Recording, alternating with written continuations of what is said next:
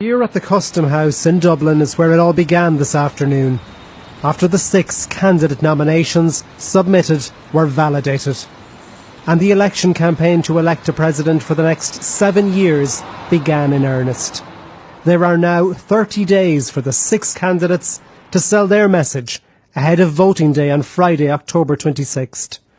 Traditionally, it's been an intense and often gruelling campaign for candidates. There are 6 of them this time. They are Peter Casey, Gavin Duffy, Joan Freeman, Sean Gallagher, Michael D. Higgins and Leah Ní Riada. Already, even before this contest reached today's key milestone, the candidates were out meeting voters, but now that work steps up a gear and there will be radio and TV debates, and their campaigns will crisscross the country, talking about things that you don't typically hear discussed during a general election. So this is not an election about tax rises up or down or houses. This is about how do we project ourselves, what are our values and what is the image of Ireland. Because in some ways it's not seen as a general election, the stakes are not so high.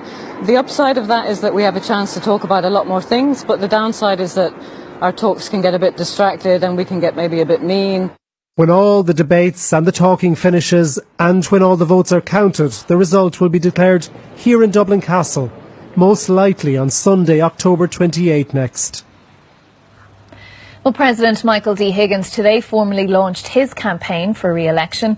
Following the disclosure of an annual unaudited allowance of €317,000 at the Public Accounts Committee yesterday, Mr. Higgins said he had no difficulty in providing information about how the money was spent. Central Dublin was where Michael D. Higgins chose to launch his campaign for re-election. His slogan, "A President for All of Us." He said he was standing again, despite a previous campaign promise to serve only one term, because he was passionate about the challenges and the possibilities facing Ireland. I offer experience, authenticity, understanding, and deep love for our country and all its people. My campaign will be modern and energetic. Earlier this week, the Public Accounts Committee was informed about a special annual fund of €317,000, which was available to Áras an Uachtaráin. Mr. Higgins said the fund was long-standing, used to entertain both the public and foreign dignitaries, and he had no difficulty in providing further information if requested. He was also asked about a stay at a €3,000 a night hotel in Geneva, while attending an event by the International Labour Organization. The arrangements for the President, where he stays, are made by the Department of Foreign Affairs and Trade, without consultation with me.